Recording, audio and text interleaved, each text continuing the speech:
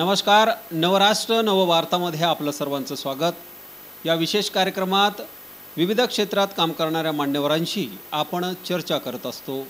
तर आज आपल्यासोबत आहेत प्रभाकर वाघमारे सर, जे सुशिक्षित बेरोजगार युवा महासंघाचे अध्यक्ष आहेत आणि सुशिक्षित बेरोजगारांच्या ज्या काही समस्या आहेत त्या संदर्भात त्यांनी वेळोवेळी आंदोलनं निवेदनं देऊन युवकांचे प्रश्न जे आहे शासन दरबारी मांडण्याचं काम केलेलं आहे.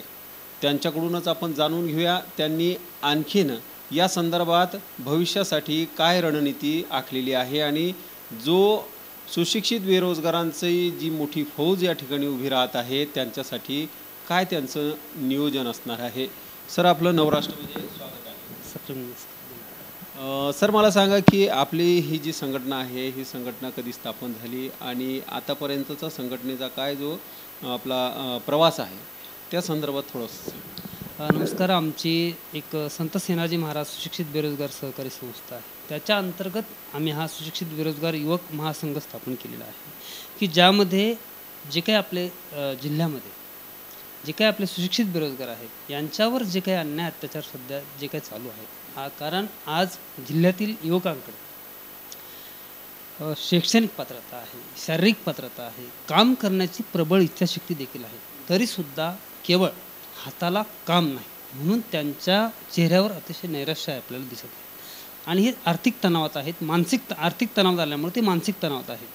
आज कला क्षेत्रामध्ये घ्या, विज्ञान क्षेत्र घ्या किंवा कॉमर्स घ्या, वाणिज्य शाखा घ्या, या शाखा घेतल्यानंतर सुद्धा काय होते की हे जेव्हा डिग्री घेऊन हे मुलं, पदवी घेऊन हे मुलं बाहेर पडतात यांना जॉब मिळत नाही, यांना रोजगार उपलब्ध होत नाही. आणि त्याच्यामुळे काय होतं आहे की सगळ्या क्षेत्रातील मग LLB असेल, एखादा BMS डॉक्टर असेल, आता ज्या काही स्पर्धा परीक्षा होत आहेत यात सगळ्या क्षेत्रातले मुलं हे फॉर्म भरत आहेत. काय झालं की LLB असेल, डॉक्टर असेल, BMS असेल की त्या क्षेत्रात जॉब मिळत नाही म्हणून हे लोक स्पर्धा परीक्षेवर वळलेले आहेत. आणि स्पर्धा परीक्षेकडे वळल्यामुळे काय झालं की शासनाने जशी एखादी मजबुरी असते, प्रत्येकजण फॉर्म भरतं. मग पूर्वी काय व्हायचं की साधारणतः 100-150 रुपये DD चालान वगैरे असायचं, बरोबर आहे, 200 रुपये असायचा. पण आता हा DD रोजगारांची प्रचंड फौज तयार झाली. जसं एखाद्या किमतीची मागणी वाढली की त्याची किंमत वाढवून द्यायची. मग सरकारने तेच धोरण आखलं की काय केलं, DD आणि चालान 1000 रुपये करून टाकलं. यांच्याविरुद्ध कोणी बोलायला तयार नाही, राजकीय पक्ष बोलायला तयार नव्हते. मग मला असं वाटलं की नाही, यांच्याविरुद्ध कुठेतरी बोललं पाहिजे म्हणून मी हे आमचे जे काही मुलं आहेत, आपल्या जवळपास आम्ही पहिल्या वेळेस 1300 मुलं तयार केले आणि 1300 मुलं तयार करून आम्ही शासन दरबार ही मागणी मांडली की हा जो काही DD चालन आहे यांच्याकडं कुठलाही इन्कम सोर्स नाही आहे. 1 रुपयाचा इन्कम सोर्स नसताना शासनाने एकतर संविधानाने अधिकार दिलेला की राज्य शासनाने यांना रोजगार दिला पाहिजे. जेव्हा हे लोक पदवी घेऊन बाहेर पडतात तेव्हा ज्या प्रमाणात राज्याची लोकसंख्या आहे, लोकसंख्येच्या प्रमाणात शासकीय तिथली कर्मचारी भरती असावी, पण तसं आपल्याकडे होत नाही. आपल्याकडे अत्यंत नोकर भरतीचे प्रमाण हे अत्यंत अल्प आहे. आणि जर एखाद्या आतापर्यंत अल्प नोकर भरती होती, कॅटेगरीचं प्रमाण जर तुम्ही पाहिलं सर, तर सर्वसाधारण जर सर्व आरक्षण वगळून जर बघितलं तर साधारणतः मोजून बोटावर मोजणं इतकंच जागा या ठिकाणी उरतात. मग एवढा मोठा DD आणि चालान घ्यायचा, एवढं करूनही या विरोधात कोणी आवाज उठवायला तयार नव्हता. आणि म्हणून मग मी त्या विरोधात आवाज उठवला आहे. मध्यंतरी त्यांनी कमीसुद्धा केलं होतं, परंतु आता पुन्हा या अलीकडील काळामध्ये त्यांनी खाजगी कंपन्यांना टेंडर दिलं, त्यामुळे त्यांनी पुन्हा जैसे ते त्यांनी चालान आता वाढून ठेवलं. एवढा मोठा आवाज उठवून सुद्धा म्हणजे सरकारकडून आम्हाला अपेक्षा होती की महापोर्टलच्या विरोधामध्ये एवढं मोठं प्रचंड मोर्चे त्यावेळेस सगळ्या राज्यभरातून निघाले आहे की हे सरकार आल्यावर अपेक्षा होती मुख्यमंत्र्यांकडनं की त्यांनी ही महापोर्टलचे रद्द करावं, पण त्यांनी तसं केलेलं नाही आहे. त्यामुळं महापोर्टलवर जर रोष होता तर या रोषावर सरकारने सकारात्मक विचार करून ते महापोर्टल भरती. प्रश्न असा आहे की या नैराश्यपोटी बरेचसे युवक जे आहेत आत्महत्या करत आहेत, ते आपण या ठिकाणी बोललाच आहात, परंतु युवकांमध्ये व्यसनाचं प्रमाण देखील वाढलेलं आहे, याबद्दल काय?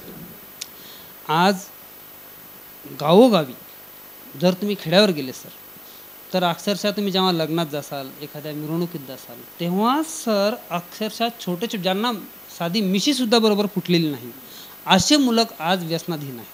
वयाच्या 35व्या वर्षी सुद्धा लिव्हर खराब होते दारू पिऊन.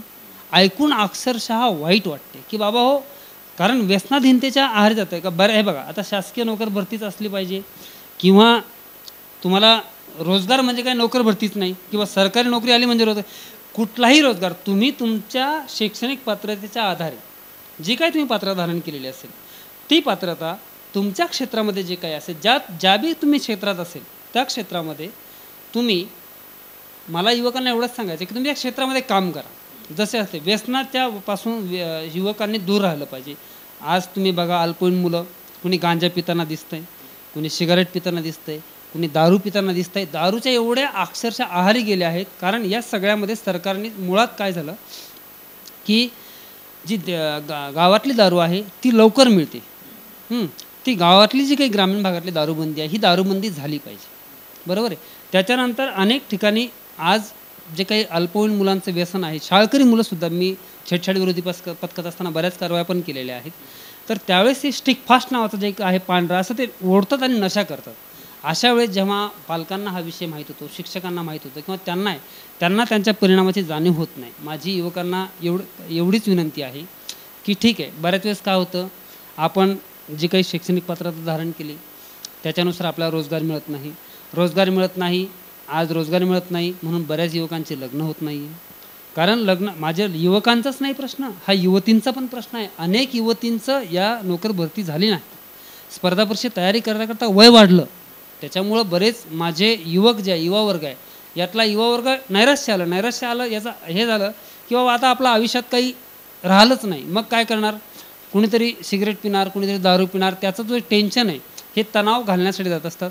मी एवढंच बेरोजगारांना सांगतोय की असं काही नसतं. तुम्ही चुकूनही कधीच दारू पिऊ नका, कुठलंही व्यसन करू नका. कारण हे व्यसन तुम्हाला सहज जरी मिळत असलं तरीसुद्धा ते व्यसन तुमच्या आयुष्यासाठी घातकी आहे. त्याची जर एकदा सवय लागली तुम्हाला तर त्यातून तुम्हाला बाहेर पडणं शक्य होणार नाही. मग ते व्यसन कोणतंही असो, ते दारूचं व्यसन असेल, एखाद्या सिगारेटचं व्यसन असेल.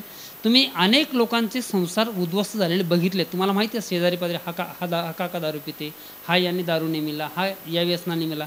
कारण हे व्यसन लागलं की माणसाचं आयुष्य खराब करतं आणि एकदा त्याचं हे झालं की मग डबल आयुष्यातून माणूस त्यातून बाहेर पडत नाही. मी एकच सांगेल, मी स्वतः प्रभाकर वाघमारे आहे.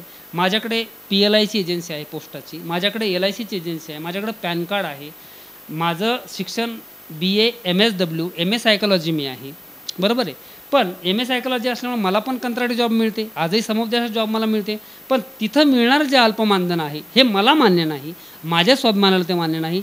म्हणून मी आज खाजगी क्षेत्रामध्ये भारतीय आयुर्विमा एजन्सी असेल, माझं स्वतःचं झेरॉक्स कॉम्प्युटर ऑपरेटर असेल, किंवा माझ्याकडे आज 4 मुलं जॉब करतात, बरोबर आहे.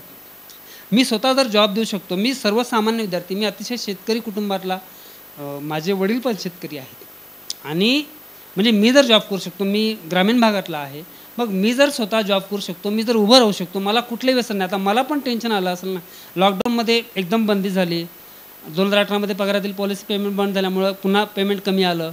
मग आम्ही डगमगलो का, आम्ही व्यसन केलं का नाही. आणि मी तुम्हाला सांगतोय, तुम्ही व्यसन करणार, तुम्हाला आज जरी वाटत असेल ना की मी फक्त थोडंसं घेतो, मी कोणाला दिसत नाही, पण ती तुमच्या शरीराला सवय लागते. मी प्रभाकर वाघमारे तुम्हाला कुठेही जर दारू पिताना दिसलो असेल, कुठल्याही बेरोजगाराला मी दारू पिताना दिसलो, सिगरेट पिताना दिसलो, तंबाखू खाताना दिसलो, तर मला जाग्यावर तिथं कानाखाली मारा.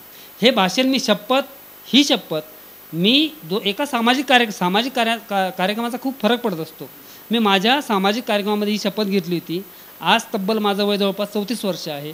मी कधीच दारूला शिवलेलो नाही आहे. सरांनी जे आहे या ठिकाणी आपल्या ज्या भावना ज्या आहेत त्या व्यक्त केल्या आहे. युवकाचं जे सुशिक्षित बेरोजगार युवक आहेत त्यांना रोजगाराच्या संधी उपलब्ध व्हाव्यात यासाठी त्यांचं सातत्यानं संघटनेच्या माध्यमातून आंदोलन सुरू असतं. तर सरकारने देखील 2 कोटी रोजगार उपलब्ध करून देणार होते, त्याचं देखील भंग झाला असल्याचं त्यांनी या ठिकाणी आपल्याला सांगितले आहे.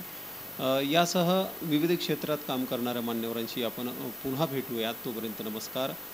नवराष्ट्र, दीपक मोरे, बुलढाणा.